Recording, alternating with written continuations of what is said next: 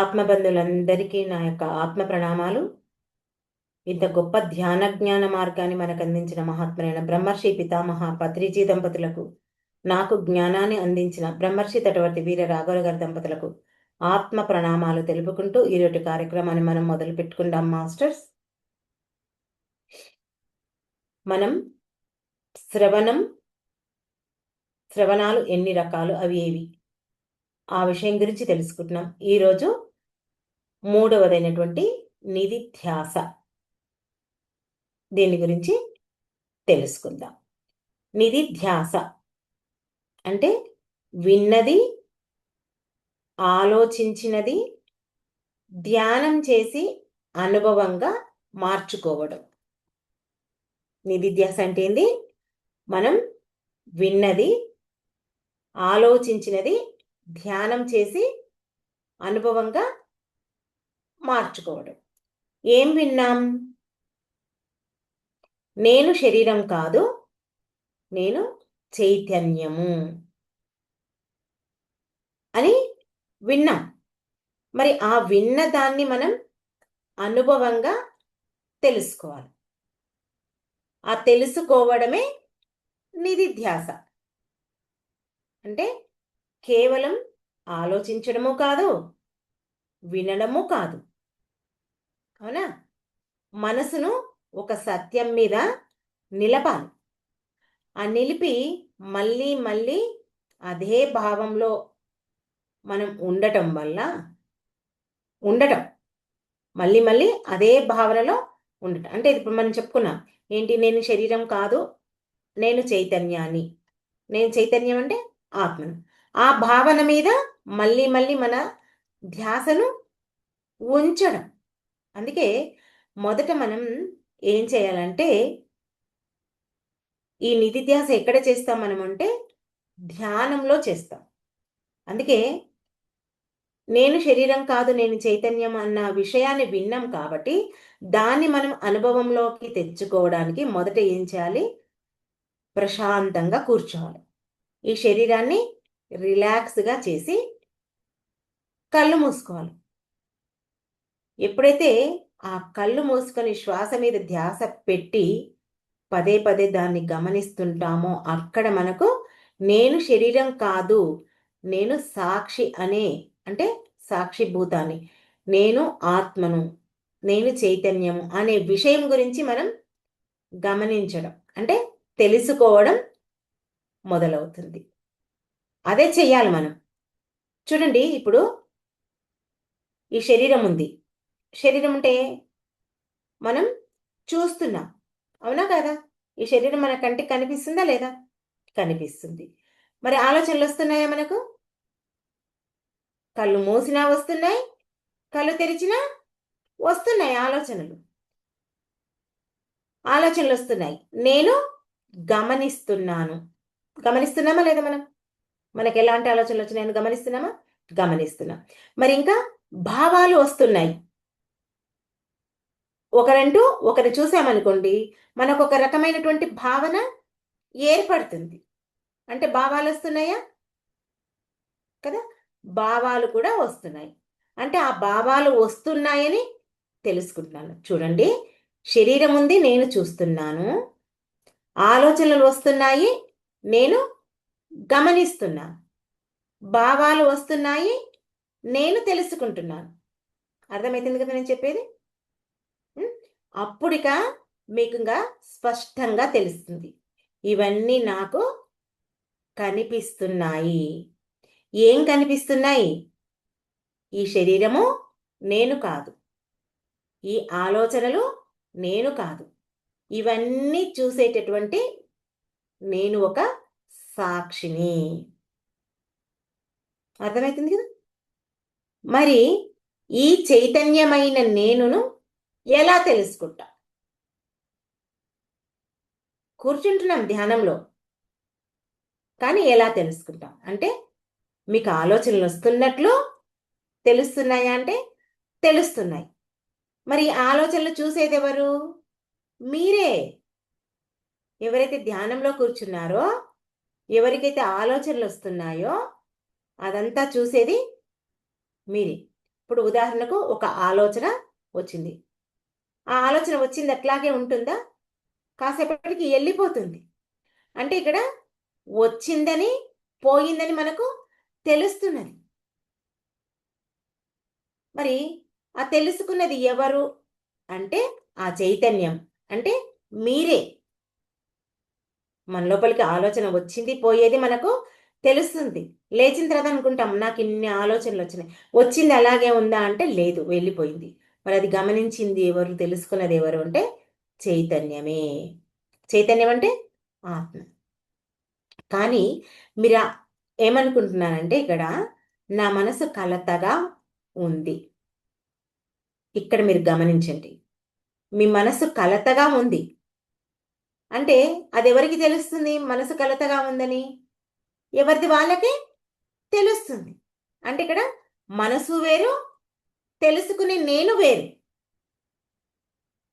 అవునా కాదా? మనసు వేరే ఉంది, ఆ మనసు చెప్తుంటే మనకు తెలుస్తుంది అక్కడ. అందుకే ఇక్కడ మనసు వేరు, తెలుసుకునే వేరు. ఇంకా మీకు క్లియర్గా అర్థం కావాలంటే ఇప్పుడు అగ్ని ఉంది. అగ్ని ఉంటే ఆ అగ్ని వేడి అని మనం తెలుసుకున్నాం. అవునా కదా? అగ్ని కాలుతుందా లేదా? అగ్ని వేడు అని తెలుసుకున్నాం. అంటే అక్కడ మనకి ఏమైంది? వినడం ద్వారా శ్రవణమైంది. దాన్ని వేడిగా ఉందని తెలుసుకోవడం ద్వారా మననమయ్యింది. రెండు అయినాయి. శ్రవణము ప్లస్ మనం రెండు అయినాయి. కానీ దూరం నుంచి చూస్తే అది జ్ఞానం మాత్రమే, అంతవరకే ఉంటుంది. అదే దగ్గరికి వెళ్ళి నువ్వు కనుక ఆ వేడిని అనుభవిస్తే అది నీకు అనుభవం అవుతుంది. అవుతుంది కదా? అలాగే నేను ఆత్మ అని తెలుసుకోవడం జ్ఞానం. అర్థమైందా? ఇప్పుడు ఇన్ని రోజులు తెలుసా మనకు ఆత్మలమని? మనం ఎంతసేపు ఈ కనిపించే శరీరం మనం అనుకున్నాం. అవునా కాదా? ఇప్పుడు గురువులు చెప్పగా చెప్పగా ఇలాంటి క్లాసులు ఎన్నో విన్న తర్వాత మనకి ఇప్పుడు ఇది ఆత్మ అని తెలిసింది. ఇక్కడ ఈ జ్ఞానం మనకు అర్థం. కానీ నేను సాక్షిని, అది ప్రత్యక్షంగా గమనించడం, ఆ గమనించడమే అనుభవంగా మారుతుంది.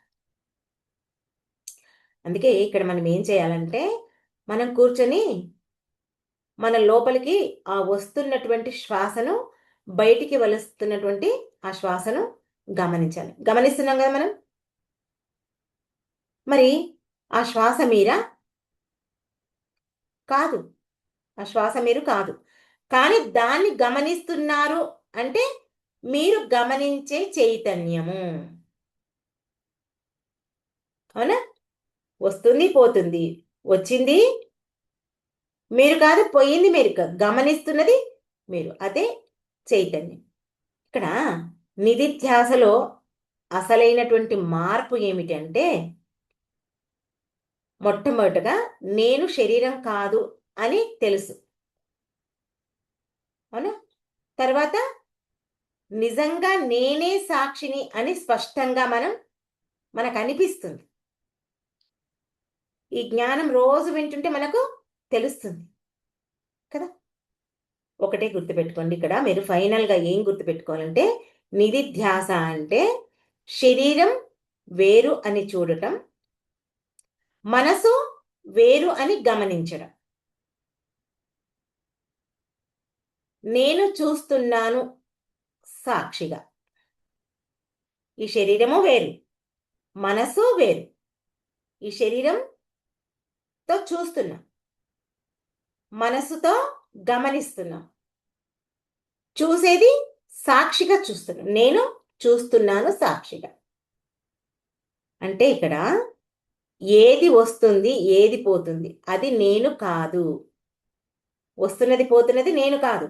గమనిస్తున్నది ఏది గమనిస్తుంది? అది నేను.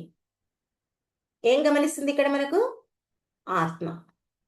ఇలా రోజు మనం కొంచెం సేపు ప్రాక్టీస్ చేస్తే మెల్లమెల్లగా ఒకరోజు మనకు ఇది ఆలోచన కాదు, ఇది ప్రత్యక్ష అనుభవం అని మనకు బాగా బాగా అర్థమవుతుంది. రోజు చేస్తుంటే మనకు తెలుస్తుంది. మనం అంత లోతుల్లోకి వెళ్ళట్లేదు. ఎంతసేపు ఏం చేస్తున్నా మనం ఈ ధ్యానాన్ని మానసికంగా, శారీరకంగా లాభాల కోసమే ఉపయోగించుకుంటున్నాం. ఈ ఆత్మను తెలుసుకోవడానికి మనం ప్రయత్నం చేయాలి. ఎందుకంటే చూడండి, మనం ప్రయత్నం చేస్తున్నాం. కొంతమంది, అందరూ కాకుండా కొంతమంది అయితే ఈ ప్రయత్నం చేస్తున్నారు. మరి ఈ నిధిధ్యాస చేసేటప్పుడు, అంటే నిధిధ్యాస ఎట్లా చేయాలి? ధ్యానం ద్వారా, అంటే శ్వాస మీద ధ్యాస ఉంచి ధ్యానం చేస్తేనే మనకు ఇవి బాగా అనుభవంలోకి వస్తాయని తెలుసు. అయితే ఇక్కడ ధ్యానం చేయడానికి కూర్చుంటే మనకేమొస్తున్నాయి? ఆలోచనలు వస్తున్నాయి. ఏ ఆలోచనలు వస్తున్నాయి? గతం గురించి కానీ, భవిష్యత్తు గురించి కానీ ఆలోచనలు వస్తున్నాయి. అంటే అక్కడ మనకు ధ్యానం కుదురుతుందా? ధ్యానం కుదరటం లేదు. అంటే అక్కడ ఆలోచనలు రావడం తప్పు కాదు. ఎందుకంటే లోపల స్టోరేజ్ అనేవి ఉన్నాయన్నీ వస్తున్నాయి. అవి రావడం తప్పు కాదు. కానీ నాకు ఆలోచనలు వస్తున్నాయి, ఆ ఆలోచనను నీవు పట్టుకొని కూర్చోవడమే నీవు చేసే తప్పు. అర్థమవుతుందా? ఆలోచనలు రావడం తప్పు కాదు, ఆలోచనలు పట్టుకొని కూర్చోవడం తప్పు. మనం ఏం చేయాలి? ఇక్కడ చేయాల్సింది ఏంటి అంటే, ఆలోచన వస్తే గమనించు, వెంటనే దాన్ని ఏం చెయ్యి? ఆ ఆలోచన మీద నుంచి నీ యొక్క ధ్యాసను శ్వాస మీదికి మళ్లించు. అది నువ్వు చేయాల్సింది. ఇక్కడ చూడండి, ఆకాశం ఉంది. ఆకాశంలో మేఘాలు వస్తుంటాయి కదా. మరి ఆకాశం కదులుతుందా? ఏ మాత్రము కదలదు. తను ఎట్లా ఉందో అలాగే ఉంటుంది. ఆ మేఘాలు వస్తుంటాయి, పోతుంటాయి. అలాగే ఆలోచనలు వస్తుంటాయి, మీరు సాక్షిగా గమనించాలి. ఇక ధ్యానం చేసేట ఇక మనకి ఇంకా ఏమొస్తుంది? నిద్ర వస్తుంది. అవునా కదా? ధ్యానం చేయకుండా అబ్బా హాయిగా నిద్రపోతే చాలు అనుకుంటా. కళ్ళు మూసుకొని పోతుంటాయి. అంటే ఇక్కడ మనం ఏం చేయాలి అప్పుడు అంటే, మనం మన యొక్క శరీరాన్ని వెన్నుపూసలు నిటారుగా ఉంచుకోవాలి. ఆ నిటారుగా పెట్టి ధ్యానంలో కూర్చోవాలి. ఎప్పుడు? మనకు నిద్ర వచ్చినప్పుడు. మన శరీరాన్ని ఎలా పడితే అలా వేస్తే నిద్రపోవడానికి అవకాశం ఉంటుంది. అందుకే ఆ సమయంలో మనం నిటారుగా కూర్చొని చేయాలి. ఆ ధ్యానం కూడా ఎప్పుడు చేయాలి? బ్రహ్మ ముహూర్తంలో చేస్తే ఇంకా చాలా ఫలితాలు ఉంటాయి. ఎందుకు బ్రహ్మ ముహూర్తంలో చేయాలి అంటే, ప్రకృతిలో అప్పుడు అంత పాజిటివ్ వైబ్రేషన్స్ ఉంటాయి. ప్రకృతిలో ఉంటాయి, ప్లస్ మనలో కూడా పాజిటివ్ వైబ్రేషన్స్ ఉంటాయి. ఎందుకు? మనం రాత్రంతా పడుకొని ఉంటాం, ఉదయం లేచిన వెంబడే మన మనసు ఫ్రెష్గా ఉంటుంది.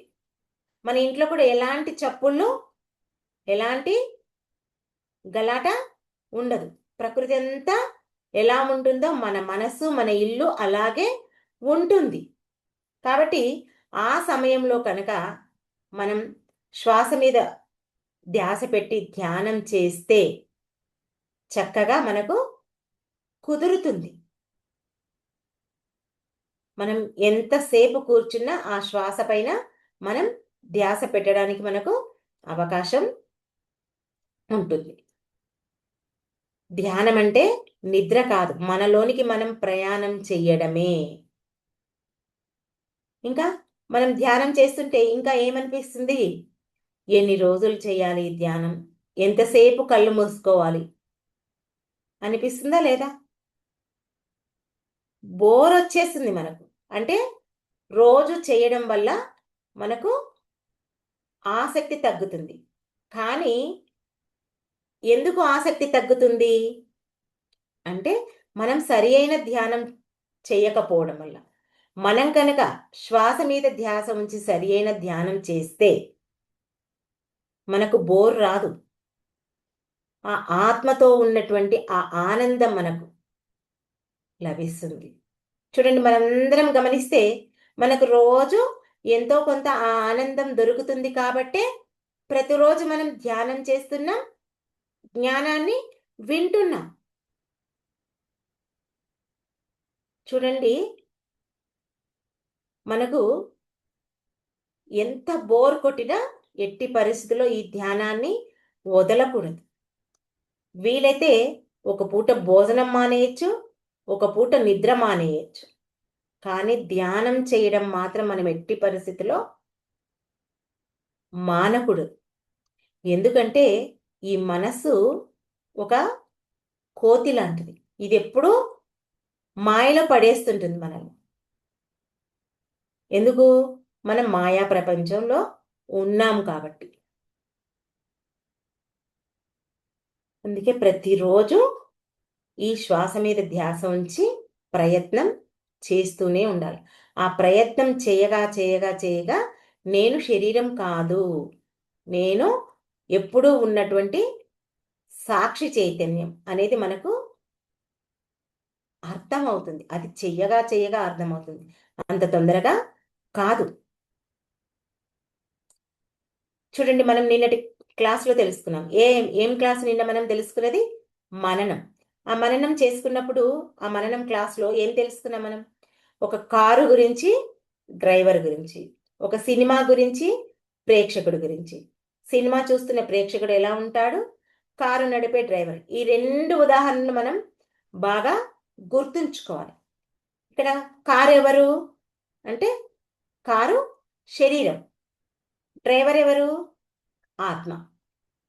కారు పాడైంది అనుకోండి, డ్రైవరు ఇంకో కారును చూసుకుంటాడు, అవునా? అలాగే శరీరం పాడైతే ఆత్మ ఇంకో శరీరాన్ని వెతుక్కుంటుంది. ఈ 2 ఉదాహరణలు. ఇంకొకటి సినిమా చూసేటప్పుడు ఎట్లా ఉంటుంది మనకు? ఒక సాక్షిభూత స్థితిలో మనం చూస్తాం. ఎందుకంటే అది మనకు సినిమా అని తెలుసు. సినిమాలో సుఖము దుఃఖము 2 ఉంటాయి. అయినా మనం ఏం చేస్తాము? చూస్తుంటాం. అది సినిమానే కదా అని మనకు బాగా అవగతం అవుతుంది.